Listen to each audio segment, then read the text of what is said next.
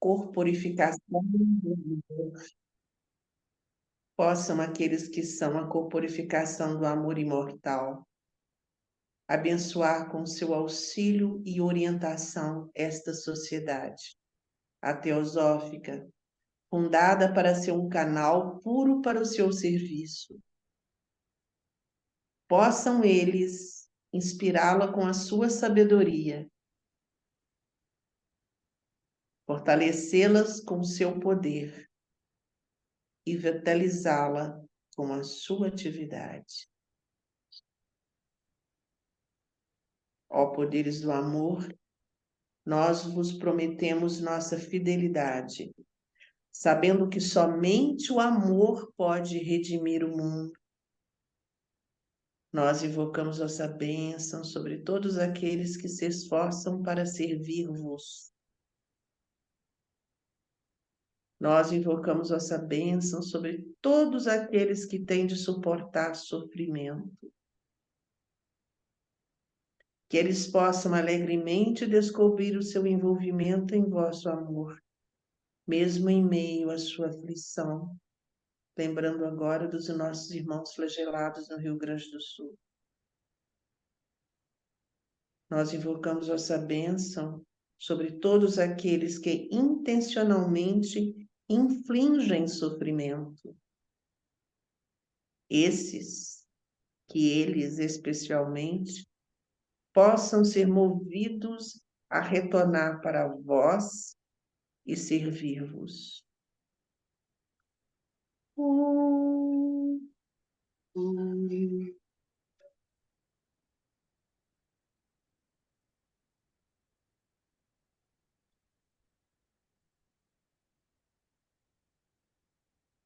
Bem, meus irmãos, hoje nós estamos no dia 19 de junho de 2024, é a primeira live do ano com nosso irmão da loja Nirvana, que é o querido Eric Lobão.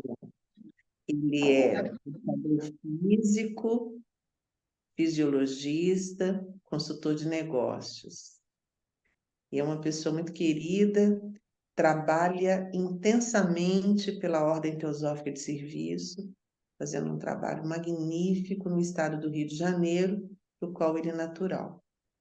Então, nós estamos aí com uma grata satisfação em poder receber com muito carinho, com muita gratidão pela disponibilidade desse nosso irmão querido, que é o Eric Lobão, na Estrela d'Alva, que está iniciando, nesse momento, uma live com ele, que provavelmente vai surgir novos desdobramentos, até mesmo para o trabalho de vocês aí no Rio de Janeiro.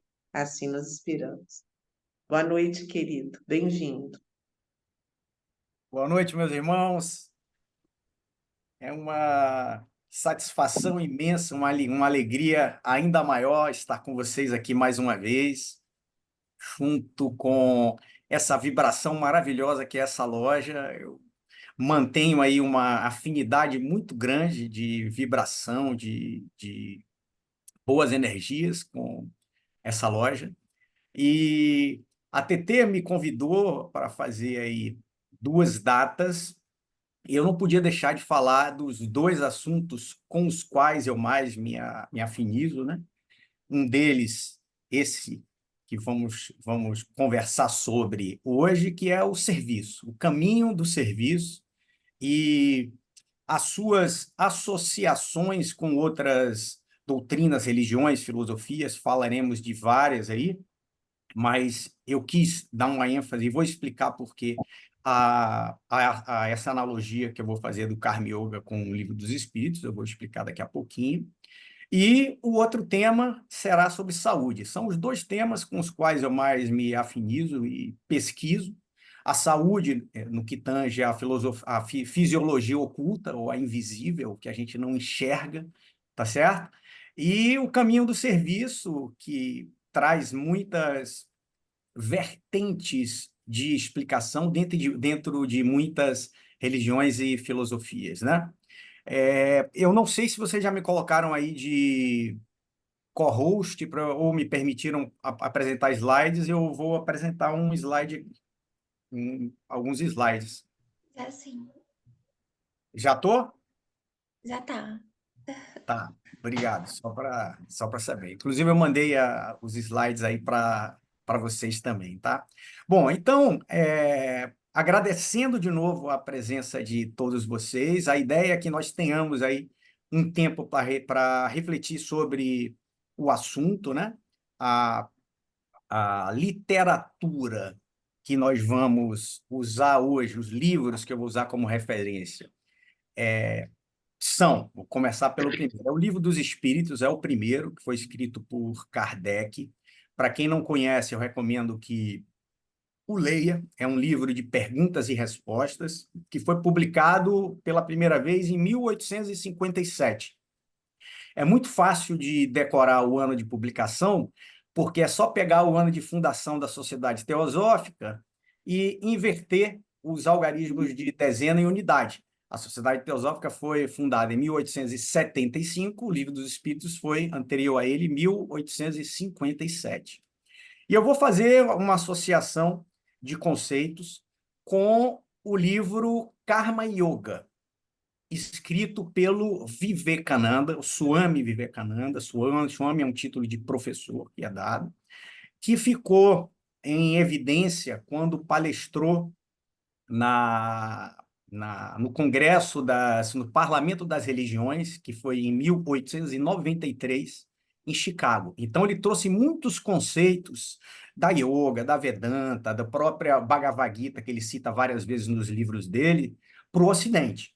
E o discurso dele ficou famoso, que ele começa irmãos e irmãs da América, né? E fala da bondade de todas as religiões. Então, o Vivekananda escreveu sobre diversos tipos de yoga, escreveu sobre a Jnana Yoga, sobre Bhakti Yoga, e o livro dele, Karma Yoga, que eu tenho uma edição bem antiga, que é esse aqui, tá certo?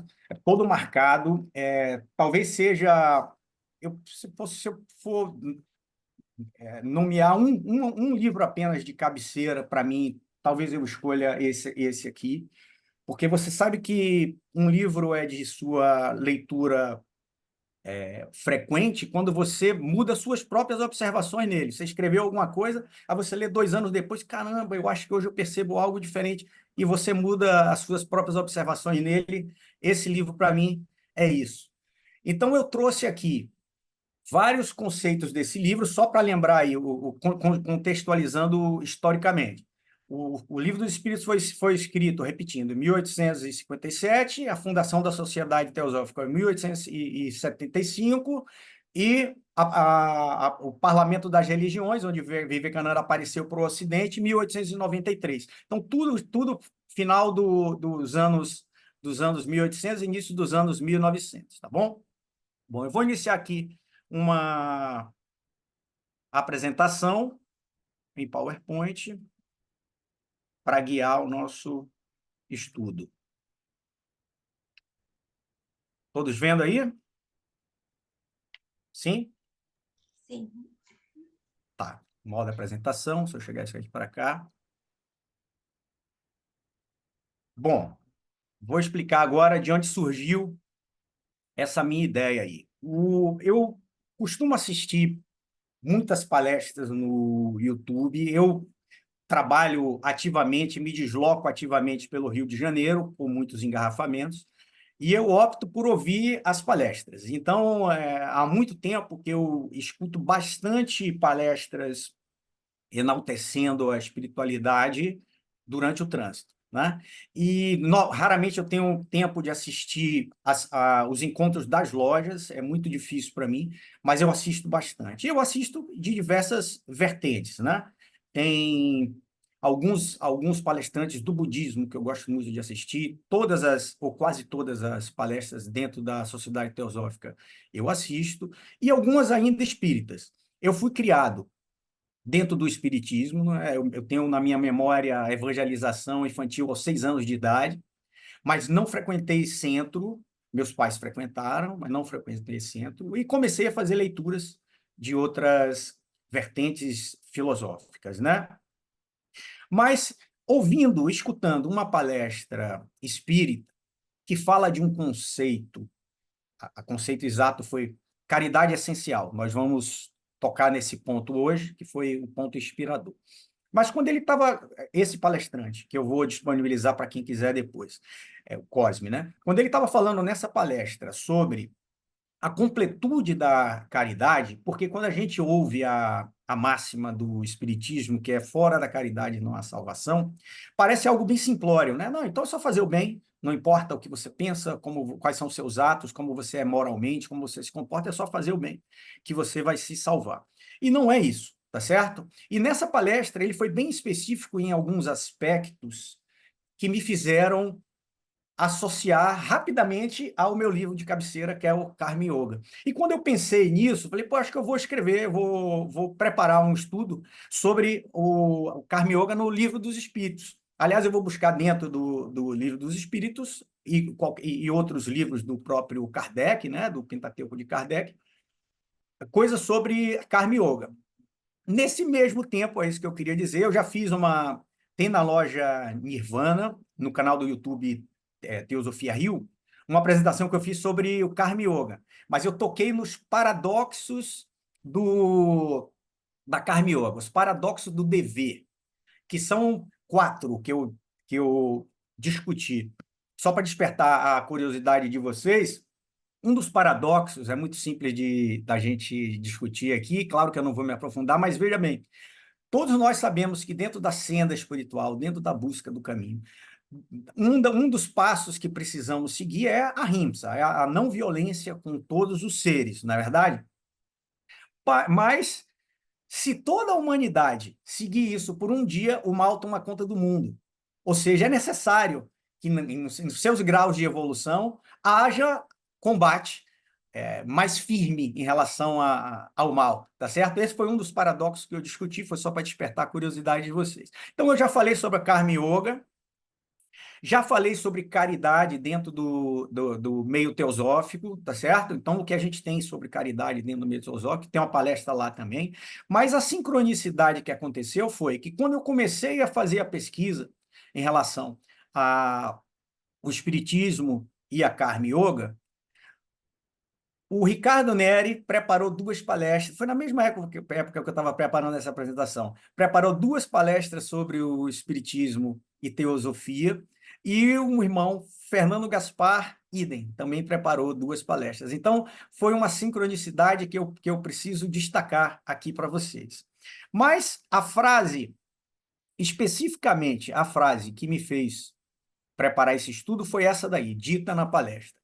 Benevolência é uma virtude sempre presente. Fazer o bem desinteressadamente. Eu resumi aqui a sentença, deixa eu mudar só a minha barra de local aqui para poder ler. Eu resumi a sentença, mas foi exatamente essa frase que me fez procurar mais. Poxa, eu vou procurar mais associação. Isso aí é Karma Yoga puro, né? Ação pela ação, sem nenhum interesse, mas isso é Karma Yoga puro. Vamos ver como que mais que eu encontro de similaridades, visto que tem um tempo que eu não leio o Livro dos Espíritos. Foi isso que me fez começar esse estudo, tá certo? Então, como é que vai funcionar? Eu selecionei alguns textos dos 2 livros, mais do Livro dos Espíritos. Eu faria algumas leituras aqui também, mas eu selecionei alguns textos para que a gente estude, e vendo o audiovisual é mais elucidativo, faz com que você assimile melhor a ideia, né? Então, eu selecionei alguns textos e vou fazer essas associações e analogias, tá certo? E algumas reflexões junto com vocês, a partir desses textos que eu selecionei. O Livro dos Espíritos, para quem nunca leu, é um livro de perguntas e respostas, tá certo? Então, o Allan Kardec fazia as perguntas e os chamados espíritos da verdade, enfim, respondiam. Isso nos mostra a perspicácia ou o brilhantismo que o interlocutor tem que ter para conduzir um estudo desse, né? Porque são as perguntas que vão levar às respostas que vão elucidar as dúvidas. E vocês vão ver que, nesse caso, quando se fala de auxílio ao próximo, de caridade, as perguntas foram muito bem elaboradas, algumas com insistência, mas ele continuava no ponto que não tinha sido elucidado, tá certo? Aí, o que eu fiz? Eu selecionei alguns textos e nós vamos ver juntos aqui. primeiro deles, do Livro dos Espíritos, como é um livro de perguntas e respostas, como eu disse.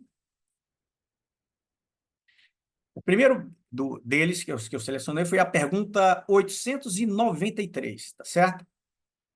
E ela diz assim: qual a mais meritória de todas as virtudes? Então, sabemos que o homem, no seu progresso espiritual, na sua evolução, na sua busca da libertação da roda de Sansara, ele precisa desenvolver virtudes, né? Nós temos aí a teoria dos 7 raios dentro da teosofia. O Ernest Wood escreveu, o Geoffrey Hodgson escreveu sobre isso. A nossa mônada faz parte, é proveniente de um raio, mas nós precisamos de desenvolver qualidades de todos os outros raios, né? Para que a gente chegue à chamada perfeição. Então, ele coloca assim: de todas as virtudes, qual a mais meritória?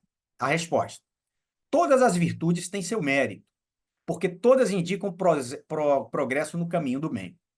Haverá virtude sempre que houverá resistência voluntária ao arrastamento das más tendências. Então, eu estou com tendência a fazer uma coisa errada, eu vou escolher por minha vontade, vou exercer a minha vontade e não vou fazer, tá certo? Então, esse arrastamento significa isso. Então, sempre que houver resistência voluntária às más tendências, é uma virtude. Eu estou me segurando para não fazer algo errado. Mas a sublimidade da virtude consiste no sacrifício do interesse pessoal pelo bem do próximo, sem segundas intenções. De novo, o sacrifício do interesse pessoal pelo bem do próximo, sem segundas intenções. A mais meritória é aquela que está fundamentada na caridade mais desinteressada. A caridade mais desinteressada é aquela que não prevê absolutamente nenhuma recompensa. Vocês entendem que o conceito é fácil de se dizer: não, eu vou fazer a ação sem pensar em nenhuma recompensa. Mas é necessário que a gente expanda um pouco essa nossa percepção, para que, mesmo você sabendo que vai colher um bom karma, é algo que você está prevendo. Se você disser assim: eu vou fazer porque eu sei que o meu karma é bom, você está prevendo. Isso você está sendo calculista. Você está querendo colher um bom karma. Vocês entenderam que a nuance do desprendimento, o desapego da própria ação é muito complicada? Vamos ver o desenrolar disso aqui. Mas eu já coloquei a primeira pulga atrás da orelha aí. Vamos lá. Aí Kardec continua, pergunta 894. Há pessoas que fazem o bem por impulso espontâneo. O palestrante do qual eu falei, ele chama o ardor do coração. O ardor do coração me leva a fazer o bem, sem que tenham que lutar contra sentimentos contrários. Têm elas o mesmo mérito que aquelas que devem lutar contra a sua própria natureza e que conseguem superá-la? Ou seja, aquele que não faz esforço nenhum, que no seu dia a dia está ali e faz o bem para todos, espontaneamente, com o ardor do coração, como diz o palestrante Cosme, que eu vou disponibilizar para vocês. Tem o mesmo mérito, esse cara que faz com ardor do coração, tem o mesmo mérito daquele que tem que se forçar a fazer, e é normal isso, tem que exercer a vontade. Não, eu vou, cara, eu preciso ir, eu preciso ajudar as pessoas, eu vou, não estou com tanta disposição, mas eu vou, tá certo? Tem eles o mesmo mérito? Aí a resposta: os que não têm de lutar é porque neles o progresso está cumprido. O progresso é a evolução espiritual. Lutaram anteriormente e triunfaram. Não estamos falando anteriormente do mês passado, do ano passado. Estamos falando de vidas e vidas. Lutaram anteriormente e triunfaram é um caminho evolutivo aí de talvez 1 milhar de vidas aí na raça humana, na evolução humana, né? O Ginarajadasa coloca para a gente, no Fundamentos da Teosofia, um número teórico de 777 vidas, sendo 700 delas ainda na mais pura ignorância, 70 já na busca espiritual e as últimas 7 só para a libertação. Mas vocês veem que esse é um caminho longo, né? Então, quando ele fala aqui que aqueles que lutaram e triunfaram anteriormente, ele não está falando dessa vida, está falando de muitas vidas. É por isso que os bons sentimentos não lhe custam nenhum esforço e as suas ações lhe parecem tão simples. É como respirar, é como se alimentar, fazer o bem, tratar o outro como se fosse ele mesmo, perceber a unidade é algo que só para quem está muito mais na frente nascendo. O bem tornou-se para eles um hábito. Deve-se, portanto, honrá-los como velhos guerreiros que conquistaram suas posições. Então, ele está dizendo para a gente, vamos respeitar, porque isso daí vem de várias vidas, tá certo? Aí, vamos lá. O que é que nos diz a Karma Yoga? Aí já estou falando do livro do Vivekananda. Olha a associação. Karma Yoga é a aquisição, mediante o altruísmo, dessa liberdade que constitui a meta de toda a natureza humana. A liberdade que constitui a meta de toda a natureza humana é um caminho de progresso e evolução que vai nos retirar da roda de samsara ou do ciclo das encarnações, né? Aí, como se consegue isso? Ele coloca para a gente aqui. Cada ação egoísta retarda a nossa chegada à meta. E cada ação altruísta a acelera. Então, ele separou aqui em duas vertentes. Ele colocou, é ação egoísta? Está te atrasando. É ação altruísta? Está te empurrando para frente. Por isso, a única definição que se pode dar da moral é essa. O egoísta é imoral, o altruísta é moral. Tá certo? E mais, o que ele coloca para a gente sobre a Karma Yoga? Karma Yoga, portanto, é um sistema de ética destinado a obter a liberdade mediante boas ações. A liberdade mediante boas ações. O Karma Yogi não precisa de nenhuma doutrina. Pode ser ateu, pode não se interessar pela alma, nem inquietar nenhuma especulação metafísica. Possui sua finalidade, seu modo especial de alcançar o inegoísmo e deve alcançá-lo por si mesmo. Não é em uma vida. Repito, a mesma coisa que a gente viu anteriormente sobre o progresso para o inegoísmo de que nos fala o Livro dos Espíritos, está aqui também. Não é em uma vida. Sua vida tem que ser uma constante realização, porque deve resolver pela ação, sem o auxílio de doutrinas nem teorias, o mesmo problema a qual o Jnani aplica a razão e o Bhakti o amor. O Vivekananda escreveu também sobre a Jnani Yoga, o Gnana Yoga, né, que é a yoga do conhecimento. Bhakti Yoga é a yoga da devoção, né, do amor, da devoção. Então, ele está dizendo para a gente que também, dentro do caminho da Karma Yoga, que será de muitas vidas, o foco é na ação. Mas, quando a gente fala tanto da vertente descrita pelo Livro dos Espíritos, quanto da vertente descrita pela Karma Yoga, a gente está trazendo aí um esforço muito grande de todos nós. A gente precisa, no que tange ao trabalho, ao serviço, ao auxílio, à caridade, e a gente vai ampliar hoje, espero que a gente consiga, que todos tenham um novo conceito de caridade hoje.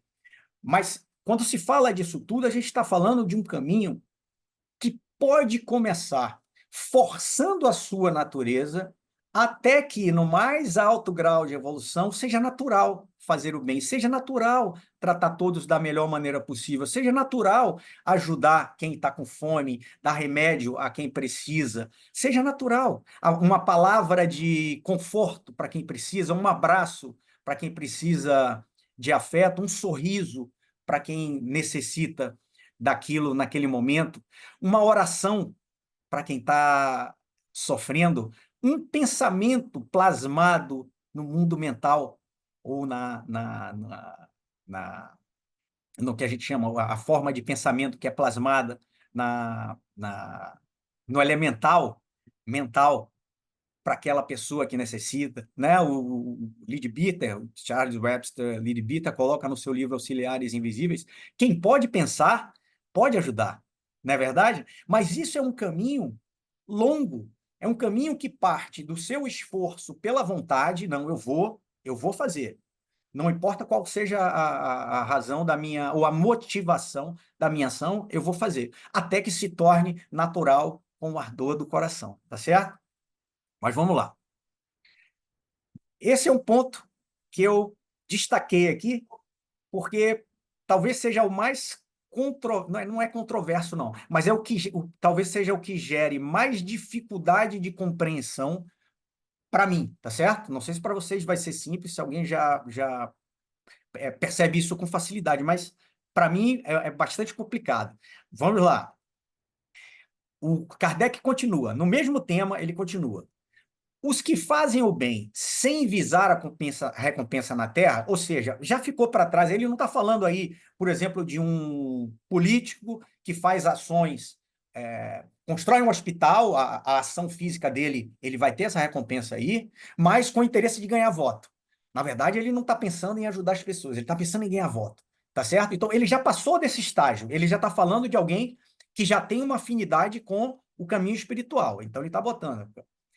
Os que fazem o bem sem visar a recompensa na terra, eu não sou egoísta a ponto de querer algo na terra, mas na esperança de que será levado em conta na outra vida, na qual sua disposição seja melhor, eu vou colher um bom karma ou eu vou para o céu, não importa. É repreensível e esse pensamento lhes prejudica o adiantamento. Entenderam a perspicácia da pergunta? Eu não estou querendo, eu vou fazer o bem. Eu não estou querendo nada aqui na Terra, não, mas eu sei que se eu fizer o bem, eu vou colher um bom karma. Não é verdade? Aí a resposta. É necessário fazer o bem por caridade, isso é, com desinteresse. Kardec não se satisfaz. Ele insiste, tá certo? Vamos lá. No entanto, todos têm o desejo muito natural de progredir para sair da situação penosa da vida. Os próprios espíritos nos ensinam a praticar o bem com esse objetivo, ou não é? Haverá algum mal em supor que, ao fazermos o bem, se pode esperar uma situação melhor? Há mal nisso? Eu sei eu acredito na inexorável lei do karma, e eu sei que se eu fizer coisas boas, eu estou criando um bom karma para mim, né? Todos nós estamos nesse momento gerando nosso karma futuro, é o Kriyamana Karma, não é isso? Nós temos o karma acumulado todo para trás que a gente não lembra, que é o Santita Karma, o dessa vida, que é o Prarabdha Karma, que as ciências astrológicas aí conseguem predizer, não é verdade? Mas agora a gente está no nosso Kriyamana Karma. Eu tenho ciência disso. Eu tenho ciência de que se eu fizer o bem, eu posso ter algo melhor no futuro. Poxa, mas isso é recriminável? Entenderam? Quando a gente fala assim do... vamos lá, vamos falar da yoga. Se a gente falar da yoga, da Raj Yoga, os 8 passos da yoga, a gente tem os yamas, niyamas, asanas, pranayama, pratyahara, dharana, dhyana e samadhi. A gente quer chegar ao samadhi, à libertação, né? Ao nirvana do budismo, mas a gente quer chegar ao samadhi. Esses 8 passos a gente não consegue dar ao mesmo tempo, não é verdade? Quer dizer, a gente tenta dar ao mesmo tempo, mas para chegar ao samadhi real e duradouro, a gente vai precisar desenvolver muitas características, muitas virtudes de muitas vertentes, de muitos raios, para conseguir chegar a isso. Na verdade, o budismo nos fala também do caminho óctuplo, né? Compreensão correta, pensamento correto, ação correta, meio de vida correto. São muitos caminhos que a gente precisa seguir para chegar no nirvana, não é isso? Então, o arrebatamento, a iluminação, várias doutrinas e filosofias têm nomes diferentes, mas para chegar nisso, o esforço é enorme em várias vertentes, não é verdade? Mas eu sei que o bem deve ser feito, e eu sei que eu vou colher o bem se eu fizer o bem. Poxa, mas mesmo sabendo disso, não está correto? Será que eu não vou ter algo melhor no futuro? Ou qual será o caminho para realmente eu conseguir me libertar? Aí a resposta dos espíritos. Não, certamente, porque a pergunta é: haverá algum mal em supor? Por isso que a resposta é não. Haverá algum mal em supor que, ao fazermos o bem, se pode esperar uma situação melhor? Claro que não, né? Mas aquele que faz o bem sem segundas intenções e pelo prazer único de ser agradável a Deus e ao próximo sofredor, ou seja, ao plano divino, já se encontra num grau de adiantamento que lhe permitirá chegar muito mais rapidamente à felicidade que o seu irmão que, mais categórico, faz o bem por cálculo e não pela iniciativa natural do seu coração, o ardor natural do seu coração. Então, caminhemos passo a passo, caminhemos nós, passo a passo, mesmo por esforço, até que se torne natural do coração. Isso vem aos poucos. Na verdade, você consegue em alguns momentos, em algumas ações que seja normal, em outras você tem que se esforçar muito, né? Vivendo no seu dia a dia de cidade grande, por exemplo, acabei de falar com vocês que eu me desloco muito no trânsito, e o trânsito é uma prova de paciência enorme para todo mundo, não é verdade? Mas, enfim, vamos continuar aqui. O que nos diz a Karma Yoga sobre esse assunto? Façamos o bem só porque é bom fazê-lo. Aquele que realiza boas ações, ainda que seja só para alcançar o céu, prende-se a si mesmo. Aqui, isso é do livro Karma Yoga Vivekananda, está falando exatamente a mesma coisa. E eu vou repetir. Aquele que realiza boas ações, ainda que seja só para alcançar o céu, prende-se a si mesmo, diz o Karma Yogi. Isso é evidente porque as boas ações também geram karma. Se você faz algo bom, você vai colher algo bom, mas vai colher, tá certo? Se você bota em movimento uma, uma ação ou algo que você tenha feito de bom, você vai colher, vai ter que colher. Então, até isso, quando eu falei sobre a dificuldade da percepção para mim disso, está nesse ponto.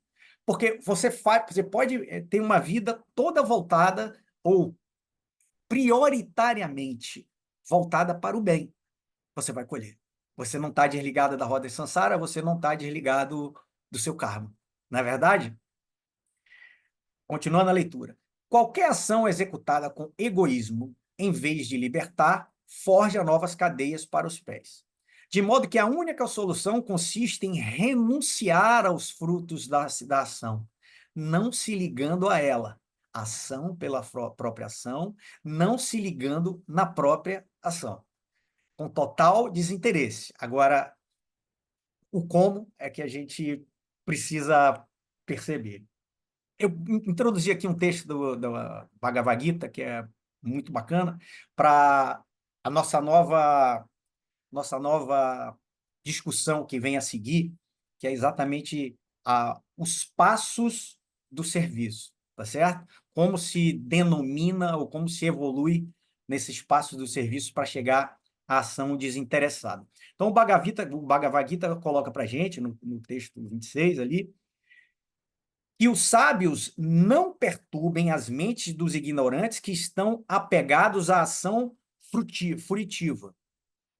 Eles não devem ser incitados a abster-se do trabalho, mas sim a se ocupar no trabalho com espírito de devoção. Ou seja, não critique, nem pare, nem interrompa quem já está fazendo algum trabalho, não importa qual seja a razão. O que deve se fazer é que despertar o espírito de devoção e amor e realidade, a realidade da sabedoria e percepção real do ato, para quem está fazendo, mas não recrimine, não interrompa. Esse é o próximo ponto que a gente deve discutir. Qual a motivação de cada um de nós para iniciar um trabalho de ajuda, qualquer que seja? A TT tocou aí com propriedade, e obrigado pela lembrança, na OTS, né? A Ordem Teosófica de Serviço, muito atuante atualmente, a presidente é a Raquel, com várias vertentes de trabalho, né? Então, tem a ajuda social e cidadania, tem meio ambiente, tem auxílio aos animais, são várias vertentes de trabalho. Quem quiser saber mais sobre, no site da Sociedade Teosófica tem um link para a OTS, Ordem Teosófica de Serviço.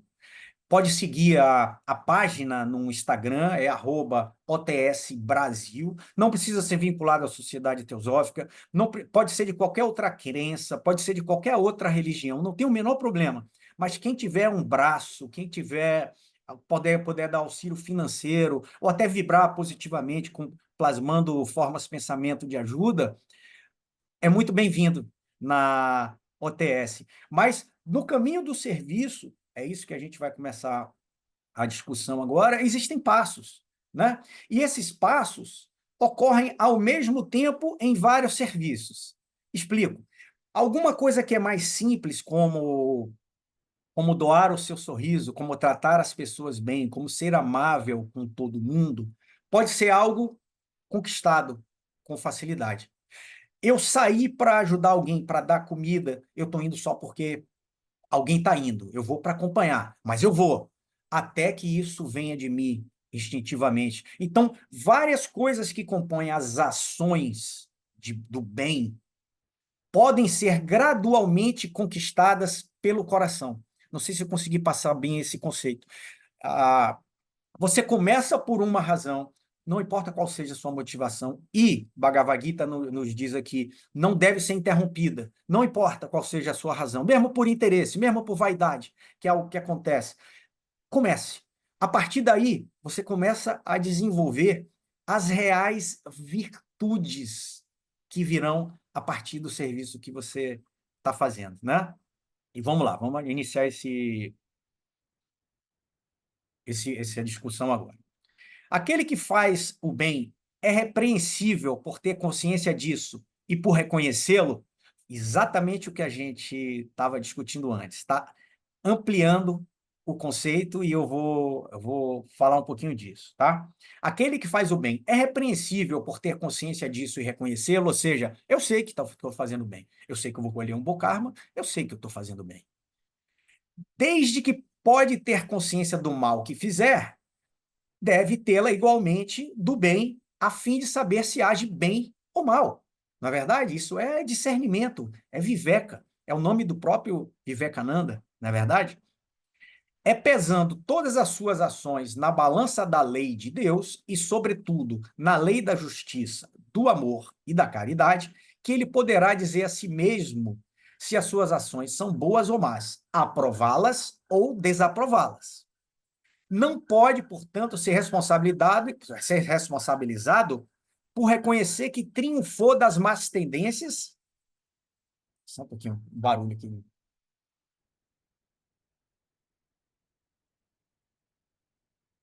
Pronto, vamos lá.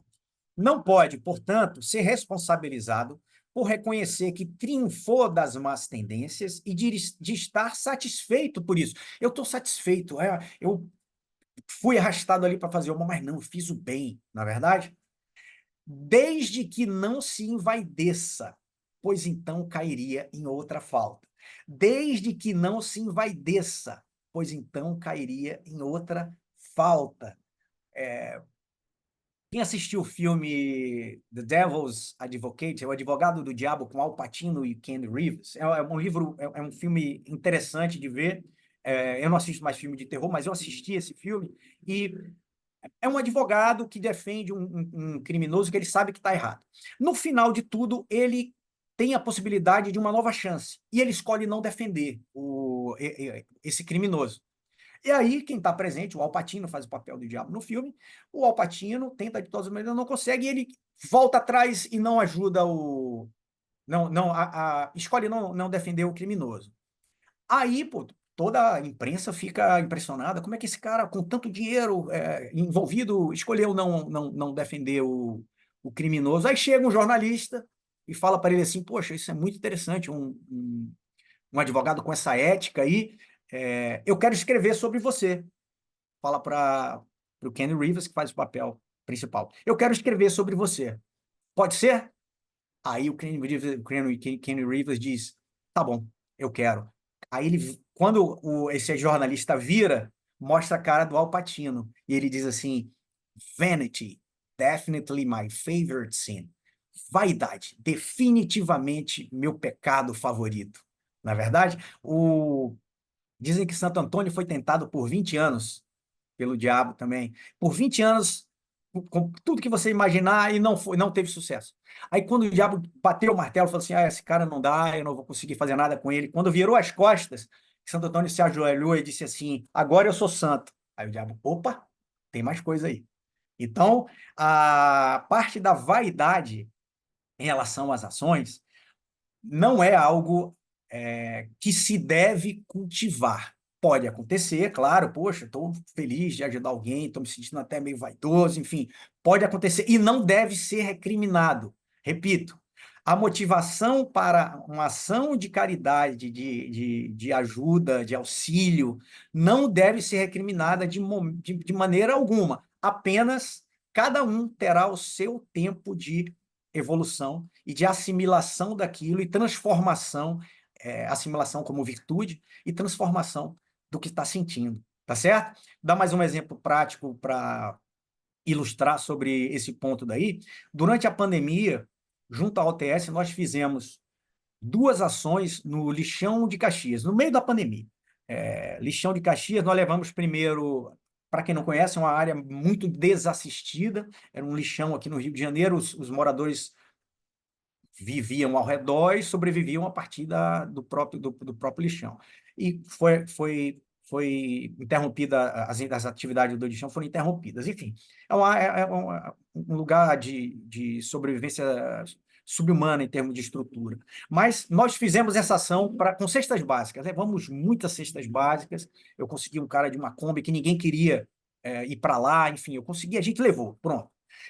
Fizemos essa ação. E quando eu cheguei lá, fizemos uma segunda com água, porque eu detectei não, eles me falaram lá que não tinham água para nada. Lembra-se que na pandemia, qual era a principal recomendação? Lavar as mãos. Eles não tinham água nem para beber, como é que iam lavar as mãos? Então, nós fizemos uma segunda ação com água, levamos caminhões-pipa, água para beber, mas o ponto que eu quero tocar é nessas 2 ações, onde tiveram centenas de pessoas auxiliadas em fila, organizadas para isso, cada uma que ia lá, vai pegar água, chegava para mim, que eu era o representante lá, eu que fiz a ação, cada uma chegava para mim, vamos para foto, todos eles queriam tirar, não é que queriam tirar foto, estavam habituados a isso, porque as pessoas que dão auxílio lá ficam tirando foto. É claro que isso compõe a vaidade, né? Não, eu vou mostrar que eu estou ajudando aqui o lixão, enfim, mas a partir do momento que você transforme em virtude, isso não será mais necessário, né? Bom, a gente tem um outro ponto para discutir aqui, mas talvez não dê tempo. Eu vou passar esse último ponto. Aí coloquei aí no mesmo slide pontos comparativos das 2 obras, tá? Deixa eu botar a barra mais para cá. Senão eu consigo ler. Bora, vamos lá. Por quais sinais se pode reconhecer num homem o progresso real que deve se elevar o seu espírito na hierarquia espírita? Quais são os sinais? Vejam que, anteriormente, a gente está falando, ele perguntou sobre a virtude. Qual a virtude mais meritória? E aí a resposta foi a caridade desinteressada. É a virtude mais meritória. Mas aí ele está fazendo uma pergunta diferente agora, né? Quais são os sinais que se pode reconhecer num homem o progresso real que deve elevar o seu espírito na hierarquia espírita? Então, só para elucidar e ilustrar melhor o que ele está falando aqui, nós temos no Livro dos Espíritos aqui, né, a hierarquia espírita. A hierarquia espírita é dividida em 3 ordens, tá certo? A terceira é a menos evoluída e a primeira é a mais evoluída, que eu vou dizer. Então, na terceira, os espíritos chamados de terceira ordem, ou aqueles que acabaram de se individualizar, vieram para o reino humano, são chamados, terceira ordem, espíritos imperfeitos. Aí tem várias classificações ou subordens, né? Que aí você tem os impuros, levianos, neutros, batedores, perturbadores, enfim. A segunda ordem dentro da hierarquia espírita é o dos bons espíritos. Então, os bons espíritos também têm as subdivisões, que são os benévolos, os sábios, os prudentes, os superiores. E aí nós temos a primeira ordem, que é composta de ordem única, não tem subdivisão nenhuma, que é dos espíritos puros. Espíritos puros, são os perfeitos, né? E aí, rapidamente, o que é que se fala? Selecionei 2 textos rápidos sobre os espíritos puros. Havendo atingido a soma de perfeições de que é suscetível a criatura, todas as perfeições que são possíveis em uma criatura ele já atingiu, não tem mais provas nem expiações a sofrer, não estando mais sujeito à reencarnação em corpos perecíveis. E segundo texto que eu selecionei sobre esses espíritos puros, para que cheguemos à conclusão juntos aqui, dirigem a todos os espíritos que lhes são inferiores, ajudando-nos a se aperfeiçoarem e determinam as suas missões. Nós estamos falando aí de adeptos, provavelmente, de mestres de sabedoria, aqueles que escolheram, dentro da linha de evolução, permanecer para que a humanidade, para ajudar a humanidade, e não prosseguir em outros caminhos que lhe foram oferecidos ao atingir a perfeição, né? Mas esses são os espíritos puros. É disso que Kardec está falando aqui. Olha, que ele está perguntando sobre como se reconhece no progresso alguém dessa hierarquia. O espírito prova a sua elevação quando todos os seus atos de sua vida corpórea compõem a prática da lei de Deus e quando compreende, por antecipação, a vida espiritual. O verdadeiro homem de bem é aquele que pratica a lei de justiça, de amor e de caridade em sua maior pureza. Se interroga a sua consciência sobre os atos praticados, perguntará se não violou essa lei, se não cometeu nenhum mal, se fez todo o bem que podia, se ninguém teve de se queixar dele, enfim, se tem feito para os outros tudo o que os outros queria que os outros lhe fizessem. O homem imbuído do sentimento de caridade e de amor ao próximo faz o bem pelo bem. Imbuído do sentimento. É uma virtude adquirida. É a evolução de se fazer o bem por motivações diferentes até se fazer o bem por ter esse sentimento e virtude. Sem expectativas de recompensa e sacrifica o seu interesse pela justiça. Então, ele tem um sentimento de caridade, de amor ao próximo, ele faz o bem, sem expectativa de recompensa e se sacrifica pela justiça. Ele é bom, humano e benevolente para com todos, porque vê irmãos em todos os homens, sem exceção de etnias ou crenças. Estamos vendo aí o primeiro objetivo da sociedade teosófica, não é isso? A formação de um núcleo de fraternidade universal, sem distinção de raça, cor, credo, crença, não é verdade? Casta.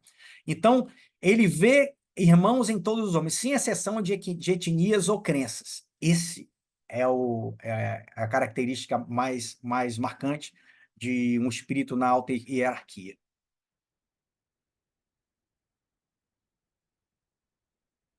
Uma coisa aconteceu aqui. Ah, pronto. Aí vamos lá. O Vivekananda nos diz no Karma Yoga, no livro Karma Yoga. O mundo é perfeito.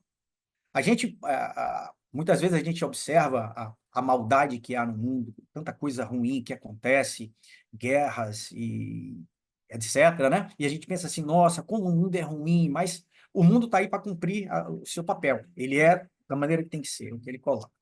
O mundo é perfeito. Por perfeição entendemos aquilo que está admiravelmente adaptado aos seus fins. O mundo tem seus fins. Podemos estar seguros de que caminhará completamente bem sem a nossa ajuda e que não tem necessidade de que percamos a cabeça por sua causa.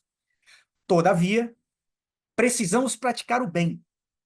O desejo de fazer o bem é o que de mais elevado podemos aspirar, desde que aceitemos o princípio de que é um grande privilégio ajudar os outros. O beneficiado não é quem recebe, e sim aquele que dá.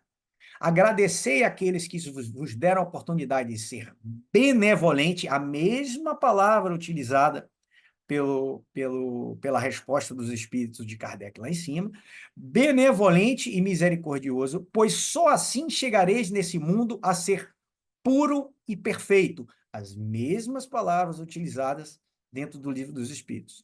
Todas as boas ações nos levam à pureza e perfeição. Lembrando, dentro da hierarquia espírita descrita no livro dos Espíritos, a primeira ordem, ou os mais evoluídos, são os espíritos puros e perfeitos, são os espíritos puros, tá certo? Então, nós vemos aí que os dois livros a que me refiro aqui falam de espíritos puros, cujo caminho se baseia na evolução dele mesmo, tá certo? Em muitas vidas, até chegar a ser puro e perfeito, e que o altruísmo é uma chave para isso, tá certo? Bom, tendo falado até aqui, vamos lá que tem mais coisa. Conhecimento de si mesmo. Kardec pergunta: qual é o meio prático mais eficaz para se melhorar nessa vida e resistir ao arrastamento do mal? Qual é o meio para evoluir?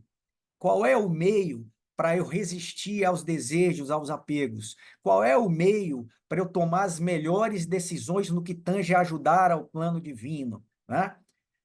A resposta foi: um sábio da antiguidade lhes disse: conhece-te a ti mesmo.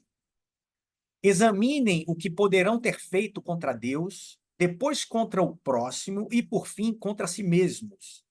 As respostas serão motivo de paz para a sua consciência, ou seja, eu fiz tudo de acordo com o plano divino, ou a indicação de um mal que é necessário anular, um mal que é necessário trabalhar, um mal que é necessário superar, aprender com, né? Esse é o karma que nos é oferecido. E a Karma Yoga nos coloca aqui assim: agradecei ao homem que permitiu ser ajudado, considerando-o um Deus. Não é um grande privilégio sermos permitidos a adorar Deus, ajudando nossos semelhantes? Se estivéssemos verdadeiramente desligados, nos livraríamos dessa expectativa e poderíamos praticar no mundo o trabalho útil. Nunca traz infelicidade nem miséria a ação realizada sem se esperar recompensa. Aliás, sobre a palavra útil, me lembra aos pés do mestre, do Krishnamurti, que ele chega na parte do... Não tenho certeza, mas eu acho que é no discernimento, que ele vai colocar: não é só fazer o que é útil, é comparar o que é útil com o mais útil ainda, né? Então, ele coloca isso. Mas vamos lá. Mesmo quando fordes enganados milhões de vezes, não vos impressioneis nem penseis no que está fazendo. Nunca vos orgulheis de vossas esmolas aos pobres, nem espereis sua gratidão. Ficai, ao contrário, agradecido, porque tiveste ocasião de praticar a caridade. Então, devemos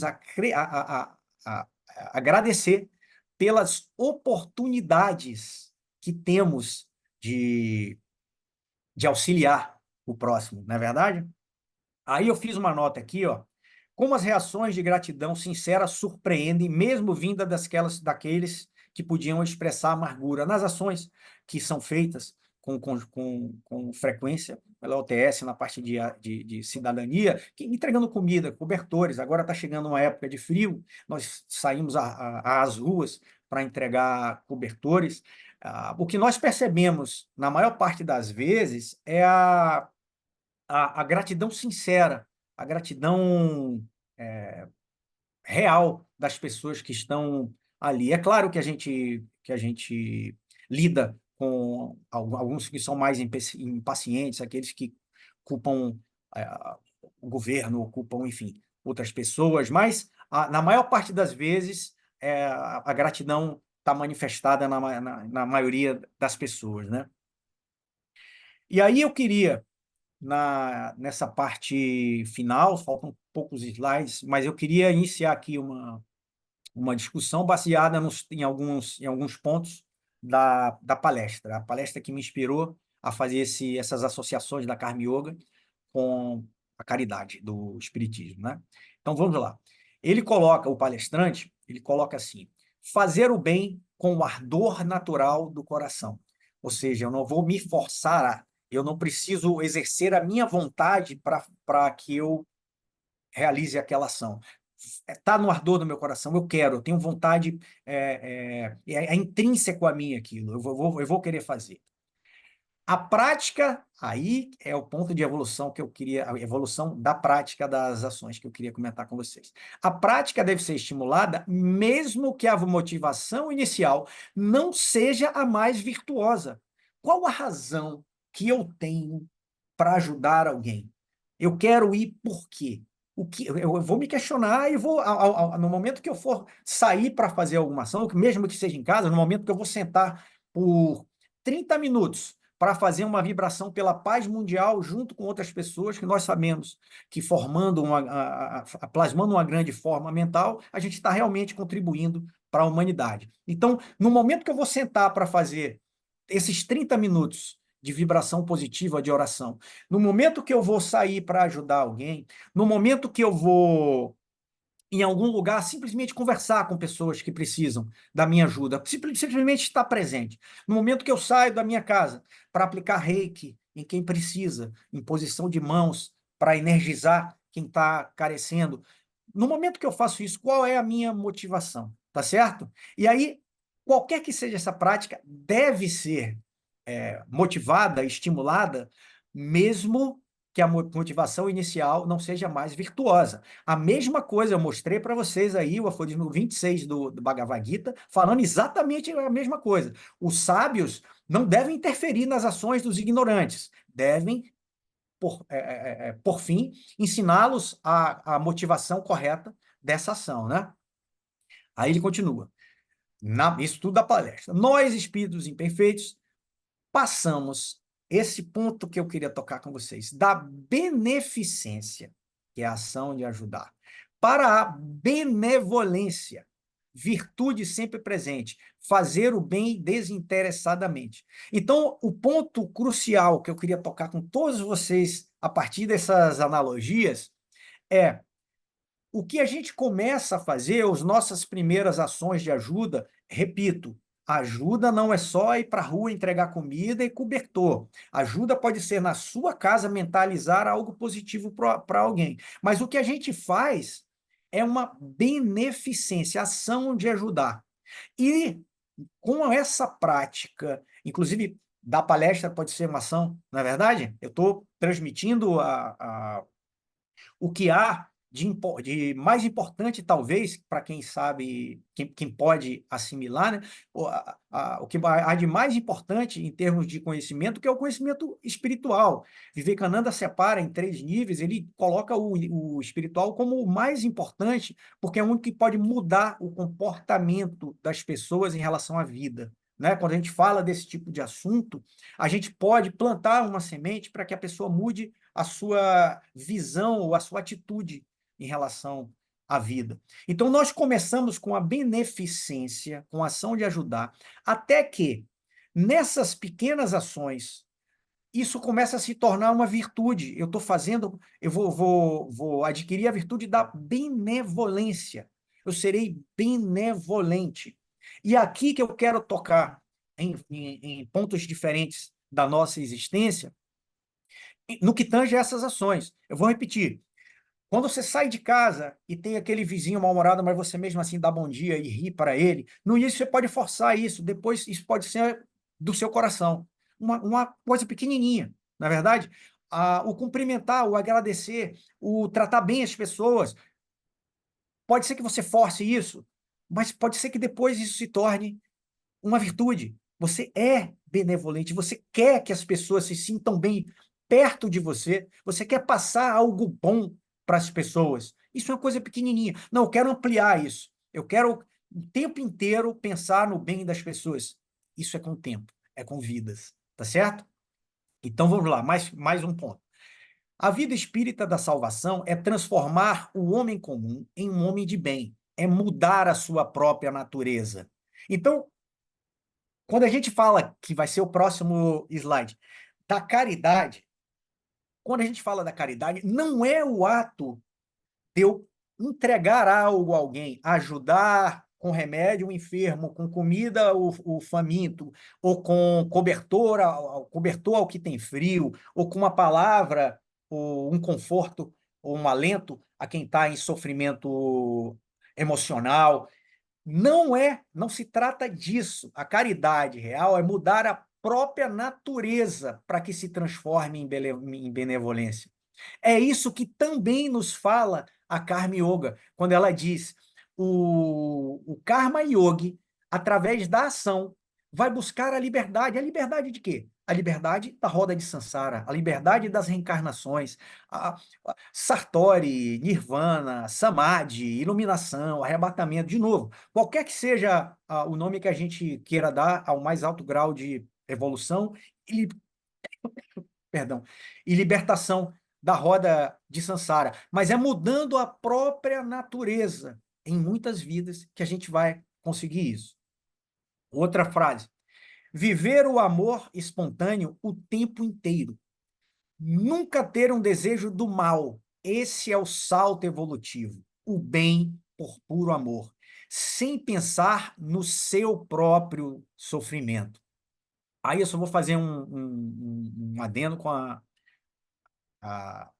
heresia da separatividade dita por Blavatsky, porque quando você chega à percepção da unidade, na verdade você não está pensando no outro, em você está pensando na unidade. Fazer o mal ao outro é fazer o mal a mim mesmo, é fazer mal ao plano evolutivo de Deus no qual eu estou contido, na verdade? Então, o caminho evolutivo pressupõe uma mudança da sua própria natureza, tá? Por que que eu estou falando isso? Porque aí a gente vai tocar no ponto. Esse é o único livro que eu trouxe fora dos que eu descrevi aí. Eu utilizei um aforismo apenas da Bhagavad Gita e vou utilizar apenas um trecho do livro Vinha de Luz, do Emmanuel, psicografado por Chico Xavier, na verdade, que é uma reflexão sobre fora da caridade não há salvação. Eu falei no início, isso parece algo simplório. Não, então significa que é só fazer o bem que eu já me liberto. Eu já conseguirei a liberdade da roda de Sansara. Na verdade, nós sabemos que não é isso. É a autotransformação, através do autoconhecimento, que a gente vai conseguir. Mas, o que ele coloca para a gente nesse livro lindíssimo, Vinha de Luz? Olha lá. Caridade essencial. E ele dá um nome de caridade essencial a isso que eu vou descrever agora. Em todos os lugares e situações da vida, a caridade será sempre a fonte divina das bênçãos do Senhor. Quem dá o pão ao faminto e água ao sedento, remédio ao enfermo e luz ao ignorante, está colaborando na edificação do reino divino, em qualquer setor da existência ou da fé religiosa a que foi chamado, tá certo? Aí eu coloquei um trecho da Karma Yoga do Vivekananda que eu acabei de dizer. Ele coloca assim: o auxílio espiritual é o mais elevado auxílio que se pode oferecer ao homem. O Vivekananda coloca no livro Karma Yoga. A voz compassiva, e continuando o texto do Emmanuel, a voz compassiva e fraternal que ilumina o espírito é irmã das mãos que alimentam o corpo. Assistência, medicação e ensinamento constituem modalidades santas da caridade generosa que executa os programas do bem. São vestiduras diferentes de uma única virtude, de uma virtude única. Conjugam-se e completam-se num todo nobre e digno. Isso tudo nós refletimos até agora, né? Mas aí ele acrescenta alguma coisa, tá certo? Ele está falando aqui do bem externo, tá? Fazer para os outros. Aí ele coloca algo que faz parte do plano evolutivo, que faz parte do plano divino, mas que é muito importante. Eu fazer uma ressalva aqui.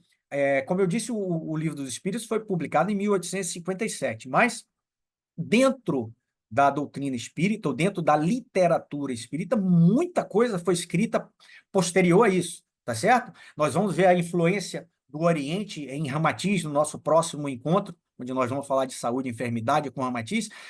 Muito conceito oriental foi introduzido dentro da literatura espírita a partir de Ramatiz, e nós veremos isso. E muita coisa foi escrita pós-Kardec, tá? Kardec faleceu ainda nos anos 1800, tá certo? Então, muita coisa foi escrita depois. Idem na teosofia, não é verdade? Então, nós tivemos muita coisa escrita na teosofia depois de Blavatsky, da primeira geração, né? do Jude, do Walcott. Nós tivemos muita coisa escrita até hoje, não é? Então, essa literatura é posterior, bem posterior a Kardec, né? Mas vamos lá o que ele fala sobre caridade essencial. Antes, porém, da caridade que se manifesta exteriormente nos variados setores da vida, pratiquemos a caridade essencial. Esse é o conceito que ele coloca aqui. Sem o que não poderemos efetuar a edificação e a redenção de nós mesmos. Edificar é construir, tá certo? Então, construir em nós mesmos, redenção em nós mesmos, Aí, eu coloquei uma observação entre parênteses, o que é que a Karma Yoga fala? Alcançar a liberdade mediante as suas ações. É o autoconhecimento, a evolução de si. Trata-se da caridade. O que é que a que ele está se referindo quando ele fala na edificação e redenção de nós mesmos, né? Aí ele fala: trata-se da caridade de pensarmos, falarmos e agirmos segundo os ensinamentos do Divino Mestre no Evangelho. Pensarmos, falarmos e agirmos. Não é verdade? Então, pensamento correto, ação correta, aí quase a mesma coisa do budismo, né? Reto pensar, reto falar, reto agir. É a caridade de viver verdadeiramente nele para que ele viva em nós. Sem essa, ou seja, essa caridade essencial de buscar a minha edificação, sem essa, poderemos levar a efeito grandes serviços externos, fazer muita coisa para os outros, alcançar intercessões valiosas em nosso benefício, espalhar notáveis obras de pedra, mas, dentro de nós mesmos, nos instantes de supremo testemunho na fé, ou seja, a real autopercepção, estaremos vazios e desolados na condição de mendigos de luz. Mendigos de luz. Ou seja, quando a gente pensa na simplicidade do fora da caridade não há salvação, tem muito mais coisa envolvida perante esses conceitos que a gente está vendo do que a simples ação para o próximo. Ah, dentro do próprio livro dos Espíritos, ele fala em conhece-te a ti mesmo. Dentro do próprio livro dos Espíritos, ele fala de você evoluir da beneficência para a benevolência, não é? E o Karma Yoga nos coloca que nós conseguiremos a liberdade a partir das nossas ações, né? E aí, esse foi, só para ilustrar um pouco mais a motivação para fazer essa palestra. Isso foi algo muito elucidativo para mim, porque depois que eu vi a palestra e busquei o livro, encontrei esse trecho e outros que foram muito reveladores. Para mim, eu não tinha lido esse livro aí. Aliás, se for para recomendar outro livro da literatura espírita do próprio Kardec, eu sugeriria que todos lessem a Gênese. Vejam que na doutrina secreta nós temos a cosmogênese, né? O livro 1, tem a Gênese de Kardec. Se você ler só o... Tem disponível na internet, se você quiser, sem pagar nada. E dá uma olhada, é só para vocês perceberem do que eu estou falando. Vejam o prefácio, depois vejam o índice, tá certo? Quais são os temas abordados? Vocês vão ficar assim, nossa, fala sobre isso. É impressionante a similaridade com muita coisa da teosofia, né? Então, esse texto, esse conceito de caridade essencial, sobre o qual eu pesquisei depois, muitos palestrantes falando sobre isso de maneiras diferentes, mas todos levando ao mesmo indicativo de caridade não ser algo apenas externo, e sim o autodesenvolvimento, autoaprimoramento, a edificação, a redenção de si mesmo para chegar a ser puro e perfeito. Mas é claro que o altruísmo é que vai falar em termos de qualidade ou virtude mais meritória, o altruísmo desinteressado, a ação por si mesmo, né? E aí, alguns destaques, eu deixei aí esse resumo, eu fiz esse resumo aqui apenas para que a gente tenha na lembrança alguns tópicos que foram abordados hoje aqui e que a gente tenha aí um tempo para conseguir conversar sobre, tá? Primeiro ponto que eu coloquei, só beber aqui uma água antes. Comece pela benevolência até adquirir... Não, desculpe. Comece pela beneficência até adquirir a benevolência.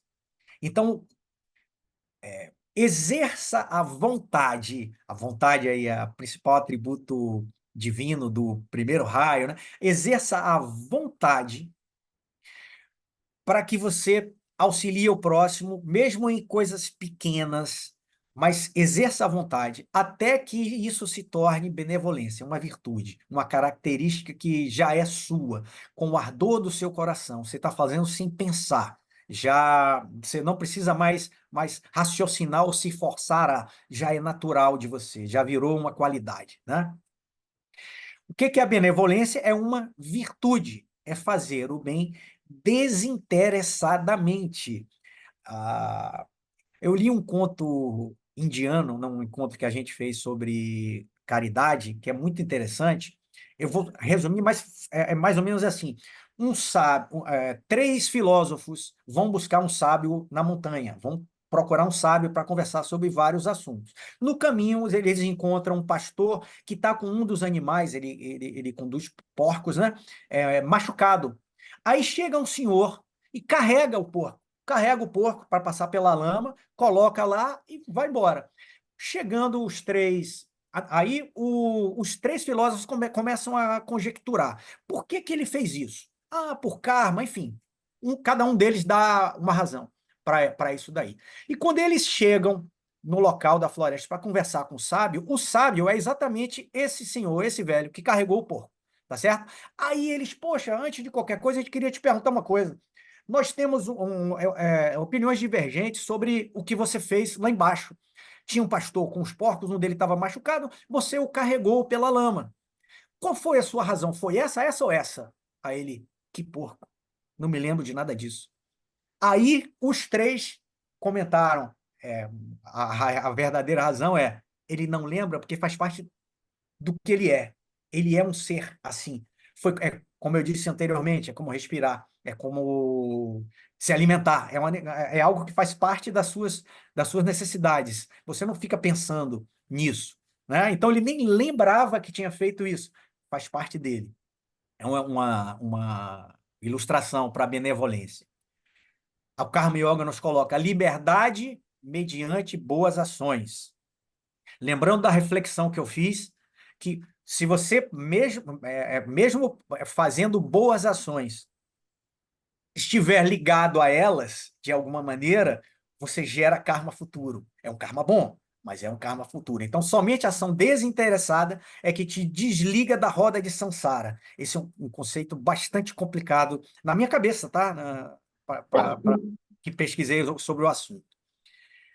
Mendigos de luz, sem o reto pensar, sem o reto falar e sem o reto agir, não importa isoladamente as suas ações externas, tá certo?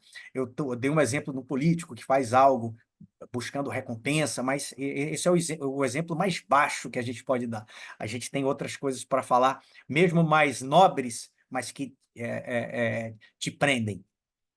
Agradecei àqueles que vos deram a oportunidade de ser benevolente e misericordioso, para um dia chegar a ser puro e perfeito. Agradecei àqueles que vos deram a oportunidade de ser benevolente e misericordioso, para um dia chegar a ser puro e perfeito. Aos pés do mestre tem um conceito muito simples sobre o amor, que ele diz o que é o amor. Dentre outros que ele coloca assim, não fazer mal a nenhum ser vivo e não perder a oportunidade de ajudar o próximo. É um conceito de amor que ele coloca. Com isso, eu encerro hoje o que eu tinha para trazer para vocês. Estamos abertos aí para conversar a respeito, refletir a respeito, tá certo? Já parei aqui o compartilhamento de tela e estou agradecendo a todos e aberto aqui para nosso bate-papo. O Eric, lindíssima a sua preleção, belíssima, porque muito prática. E isso é importante, até mesmo porque é uma característica sua. Se não me engano, você é de Capricórnio, não é isso? Eu sou de Virgem. Opa, também é signo de terra. É muito prático. Eu amei, achei linda. E vou aproveitar a oportunidade para te dar uma notícia que eu creio que você, que está muito comprometido com a UTS, vai ficar feliz. Nós vamos retomar os nossos rituais de cura, que é um trabalho da UTS, a partir da próxima segunda-feira. Nós tivemos na nossa loja, até a presente data, 380 reuniões de ritual de cura. Nossa, ao longo de 10 anos, 380. E agora nós vamos retomar, que é um trabalho que eu acho que é importante para que nós possamos agregar valores às pessoas que necessitam da nossa ajuda, desinteressadamente, bem dentro dessa pauta, não é? TT, E só uma observação, é bem rápida. Você vê como isso é importantíssimo e a gente precisa valorizar. O nosso mundo, a teoria teosófica nos coloca aí esferas séptuplas, né? Nós temos 7 corpos, que são partes de 7 mundos, né? Se a gente pensar na esfera mental, a esfera mental é composta dos pensamentos de todo mundo, tá certo? Então, nós temos o nosso elemental mental, né? E os elementais de todos formam lá a grande esfera mental. Quanto mais você injeta vibrações altas na esfera mental, mais você contribui para a evolução do planeta, das pessoas, da humanidade, de todo mundo, tá certo? Então, é louvável, deve ser continuado, é claro, mas já deve ser agradecido a você e todo mundo que já fez isso pela humanidade. Pode ter certeza. com certeza. E também o seguinte, Eric, também só para compartilhar, a Estrela d'Alva, antes dela ser loja, ela fez um trabalho sem saber que estava vinculado ao TS. Olha na intuição, viu? Que ela estabeleceu o movimento escoteiro na cidade de Cataguases. O movimento escoteiro, depois estudando, nós vimos saber que está ligado ao movimento da Ordem Teosófica de Serviço, mesmo porque Baden-Powell, não sei se você tem conhecimento, ele era teósofo, que foi quem Sim. estabeleceu o escotismo no mundo. Então, de alguma forma, a loja Estrela d'Alva ela nasceu nos berços da OTS. E a primeira iniciativa dela na cidade de Cataguases, antes de chegar em Juiz de Fora, foi trabalhar pelas causas sociais, dando palestras contra as drogas, explicando o que são os vícios, as dependências químicas. Tínhamos um grupo da loja que passava nas escolas públicas, pedia licença para expor para aquelas crianças e adolescentes a importância de não se utilizar drogas, cuidado com o álcool, o quanto isso poderia escravizar as pessoas. A gente já estava intuitivamente trabalhando para a Ordem Teosófica de Serviço, até que quando nos chegou o livrinho Ordem Teosófica de Serviço, que a gente foi ler, nós dizemos, meu Deus, que coisa, olha aqui o que a gente tem feito. Nós não pegamos o script para fazer, a gente fez uma intuição para depois saber que estávamos vinculados. É um trabalho que eu amo muito, que eu faço com muito carinho, que está dentro do meu coração, né? Essa coisa da prestação de serviço incondicional. Então, tudo que você colocou, para mim, no meu coração, fez pulsar mais forte a minha intuição e a minha certeza de que o Dharma da loja, que não por um acaso é a Estrela d'Alva, é de buscar ser luz na vida das pessoas que buscam auxílio e daquelas que não buscam, que possamos chegar lá também, não é? Sem dúvida, Então, TT. E é bom que todo mundo. Logo que eu comecei a participar das reuniões da Sociedade Teosófica, eu mesmo me questionava sobre o braço de serviço, aplicação prática. Vejam que dentro dos conceitos que a gente estuda, a gente bota o teosofista como aquele que estuda os conceitos e o teósofo como aquele que, além de estudar, tenta praticar, né? Mas eu achava assim que eu carecia mais de atuação prática. E eu descobri a UTS a partir disso aí, já dentro da Sociedade Teosófica. Então eu busquei, poxa, eu ajudo em outras vertentes fora daqui, não tem nada aqui dentro que eu possa fazer. Aí descobri a UTS e eu estou falando isso para que qualquer um que esteja aqui, que possa e queira ajudar, já está na loja da Estrela d'Alva, na loja Estrela d'Alva, mas pode ser que vocês queiram também ajudar os movimentos da OTS fora daí. Então, são todos bem-vindos.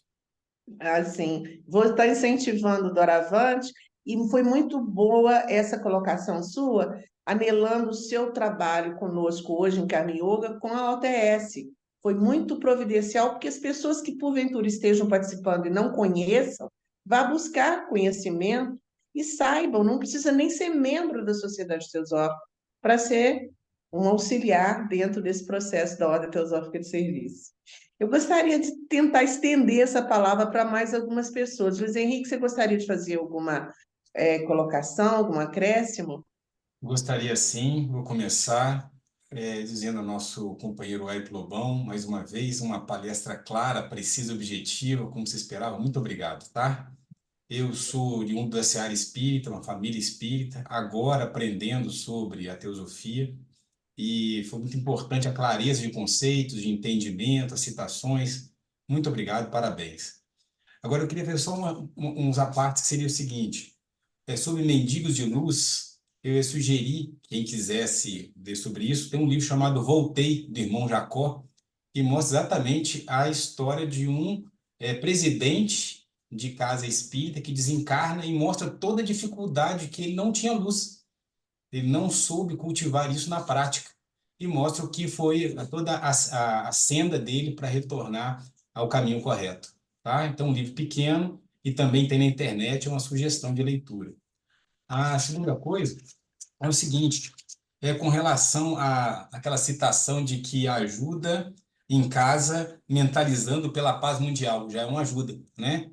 Aí eu fiz aqui minhas pesquisas, meu cultivo prático, página 18, ele fala que pode-se estar confinado em uma prisão e ainda assim ser um trabalhador da causa. Então, na verdade, o que você fez foi explicar o que se faz para poder atender o que está escrito lá no cultivo prático. Então, eu te agradeço mais uma vez, tá? Com relação à informação de que aquele que pratica boas ações, ainda que para alcançar o céu, prende-se a si mesmo. A gente foi vendo aos pés do mestre, página 25, que ele fala que todo desejo egoísta prende, por mais elevado que possa ser seu objetivo. E dá o exemplo, desejo de ir para o céu, evoluir. Então, mesmo isso prende. A gente encontra nas suas afirmações exatamente o que está nos livros e às vezes carece de um exemplo. Agradeço de coração, né? A outra coisa que a gente viu também já é uma pergunta agora, e eu acho que é a única, que é, você falou ajudar ao próximo com uma atitude natural. E aí eu lembrei de Aristóteles dizendo que a gente deve decidir uma linha de ação, um procedimento, uma conduta e fazê-la, até que pela prática ela se torne natural e até prazerosa. Então, começa com uma decisão e uma vontade, para depois vir a naturalidade. Eu pergunto se isso não seria, agora é a pergunta, o que a gente chama de sanskaras, É, tendências. sim, na verdade, eu acho que você. Primeiro, as suas citações foram maravilhosas, você usou obras aí lindas. Eu não conheço a do Jacó que você falou, mas são lindas. Mas o que a gente consegue fazer é aprimorar, porque os sanskaras são características que você traz, e você hoje aprimora o que você vai levar para a próxima vida, digamos assim. Se hoje você tem apego por algo e trabalha esse desapego, está dando um exemplo prático, esse desapego ao longo dessa vida, você vai ter essa qualidade ou essa virtude já preparada, esse desapego já está pronto, você não tem mais esse apego, você já trabalhou ele. Na próxima vida, lembra que todos os nossos veículos, corpos ou coxas, têm os átomos permanentes, que vão constituir os nossos próximos veículos, né? Esses átomos permanentes trazem as características boas e ruins. Na verdade, a gente não pode dizer que é bom ou ruim, mas são necessárias para a nossa evolução. Mas o que você aprimorou de características agora, você trouxe de vidas passadas o que você tem hoje. Aprimorando os veículos com os sanskaras que você trouxe nessa vida, você prepara melhor para a próxima, tá certo? Então, a resposta você trouxe características ou tendências que, se forem ruins, você vai aprimorar, e com certeza, fazendo isso, na próxima você não vai ter que ou você conseguiu superar por completo aquele seu defeito e adquiriu a virtude, ou você melhorou muito. Na próxima você consegue se livrar dele. Entendeu? Entendi. Agradeço, tá? A última coisa, até uma observação, que isso eu vi em outro lugar, não sei a fonte, que seria uma sugestão para, na prática, a gente passar da beneficência, atingir a benevolência, manter o pensamento de que ninguém sai da minha presença pior do que chegou. Isso é Mas, algo prático, é uma sugestão que a gente pô, dá. essa é uma premissa linda, mas eu acho que quando a gente fala da ação desinteressada, não vai nem pensar, não vai nem passar pela mente. É algo que, quando eu falei sobre o conto indiano, o sábio nem lembra, nem está na memória do cérebro dele o que ele fez. É algo instintivo do coração. Você fez, chegou ali, precisou, você fez. E você nem, talvez nem passe por vou fazer, eu já fiz. Entendeu? Talvez isso, eu não estou te falando, eu não estou falando para você com propriedade de vivência, não, tá? Mas eu estou falando que você pensar que se eu estou fazendo bem, veja, olha a complexidade que eu citei. Se eu estou fazendo bem, eu estou gerando um vínculo kármico, eu estou gerando vínculo, eu vou ter que colher, então eu não estou livre. A minha única maneira de me libertar é fazer esse bem sem nenhum interesse, mas esse sem nenhum interesse é tão profundo e complexo, a meu ver, que realmente tem que passar do coração direto. Eu não tenho o que pensar. Não vou lembrar, já fiz. Entendeu? É difícil Entendi. mesmo de falar. Muito obrigado, agradecido. Nada, meu irmão, eu que agradeço pela participação maravilhosa, grandes citações. TT, tá fechado o seu microfone.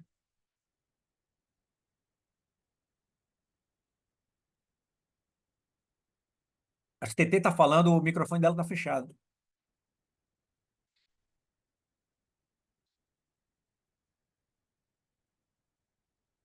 Acho que o seu tá fechado Ok, também, Luiz. Ai, foi. Isso. ok, abrir. Foi. Você fez uma abordagem que eu acho interessante ressaltar, que é a respeito do karma que se adquire na prática do bem. Lembrando que nós plantamos colheita da nossa próxima encarnação aqui e agora. Não só da próxima, como dessa mesmo, que a gente também planta aqui e colhe ali, nessa encarnação. E é interessante sabermos que no nosso DNA a gente já vem trazer esses registros, né, da prática do bem. Então, a família que você vai nascer, as pessoas com as quais você vai conviver, o karma positivo de encontrar irmãos na senda teosófica, que eu estava há pouco numa reunião de estudos falando para os nossos irmãos. Não foi a primeira vez, Eric, que nós nos encontramos. Isso é um karma positivo, nós plantamos esse direito e nessa encarnação estamos colhendo aquilo que eu entendo que seja uma dádiva. Todos nós aqui que estamos presentes nessa live, nós provavelmente não estamos nos encontrando pela primeira vez. Foi uma prática de bem praticada lá atrás que nos fez reencontrar. E é muito interessante pensarmos que plantou o mal, colhesse o mal, ok, mas se plantar bem, colher-se-á o bem. E esse plantio, ainda que não se tenha esse interesse, vou plantar o bem para colher o bem, ele é natural, ele é automatizado, não é? Isso é importante a gente saber que tudo de bom que estamos fazendo, cedo ou tarde, e alguém fez uma citação interessante a partir de Jesus, quando você pratica o bem, você já está tendo o próprio exercício do bem a sua paga. Jesus disse isso. Lindo, né? Lindo. E, então, essa coisa de fazer o bem por amor ao bem é maravilhoso. E isso vai sendo desenvolvido a partir da leitura, dos conhecimentos, dos ensinamentos, das meditações diárias, a que nós vamos praticando dentro do trabalho teosófico. Perfeito, perfeito. Essas condições kármicas a que você se referiu, veja, fazer o bem gera novos vínculos kármicos do bem. Você vai colher coisas positivas, coisas boas você vai colher. Mas quando você falou no encontro de almas buscadoras, que somos nós aqui, por exemplo, o reencontro de almas buscadoras, Uhum. você gera condições para começar a virar natural.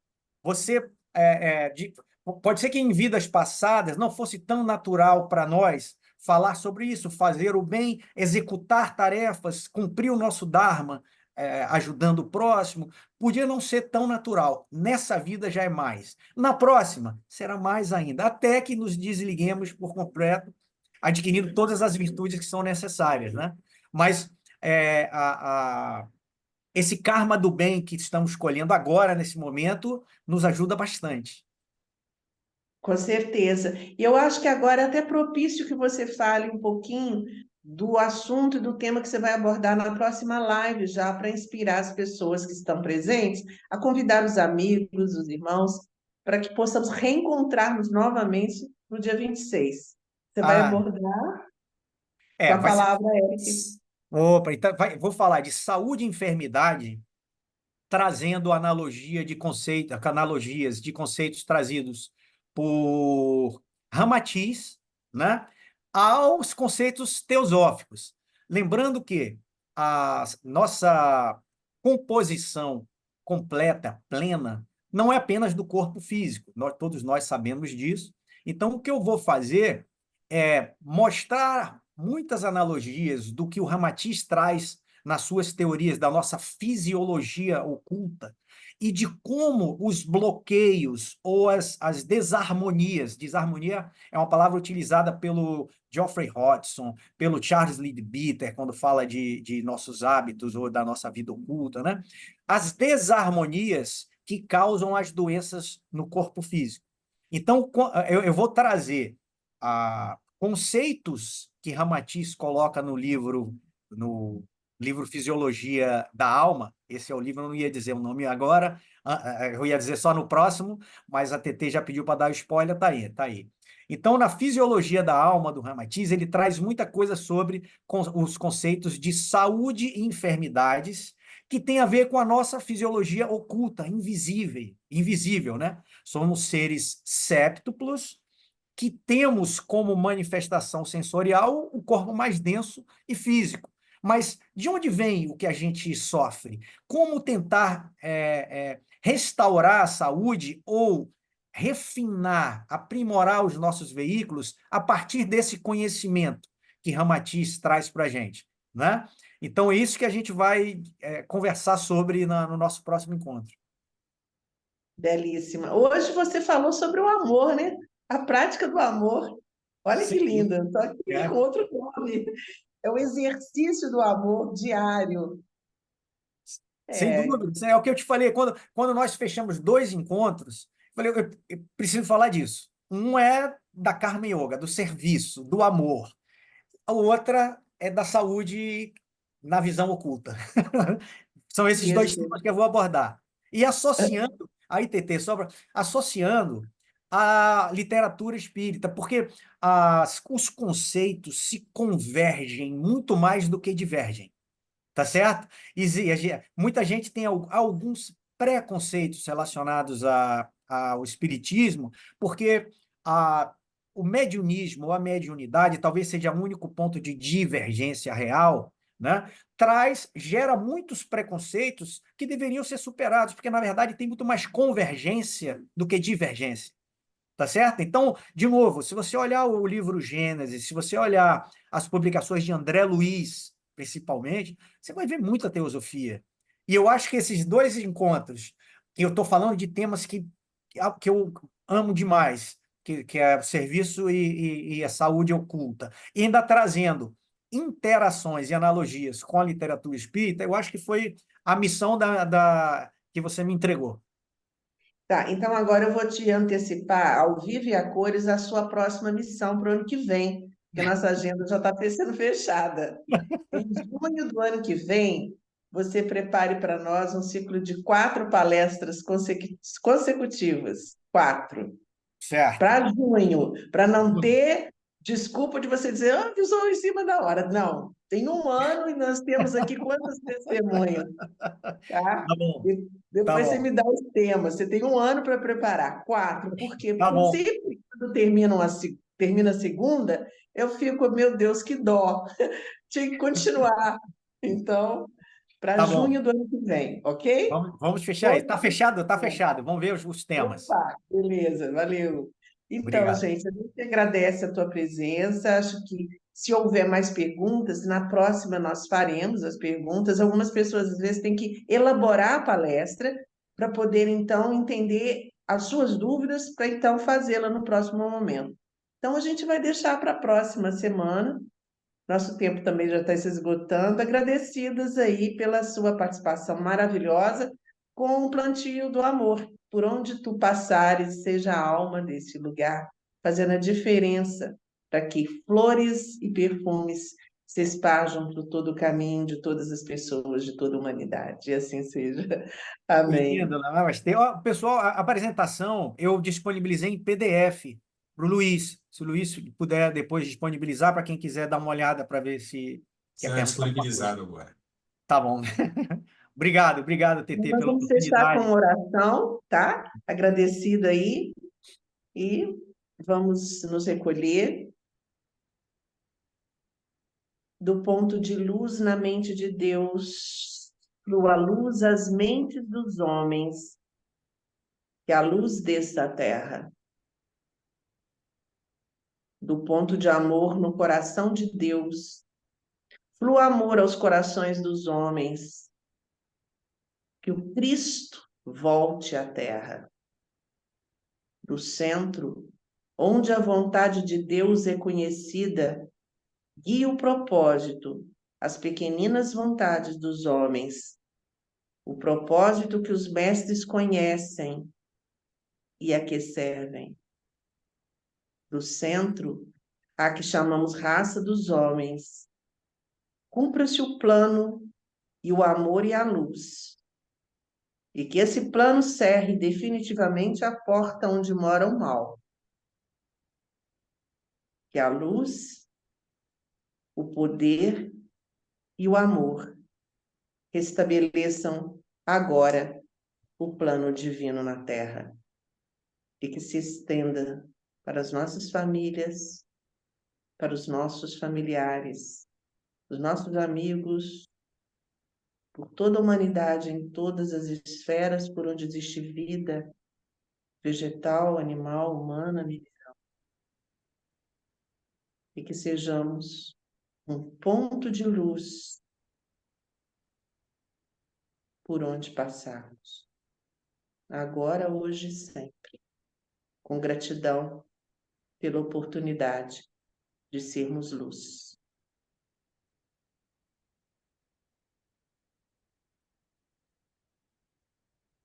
Boa noite, irmão. Até a próxima. Tchau, pessoal. Boa noite. Boa noite.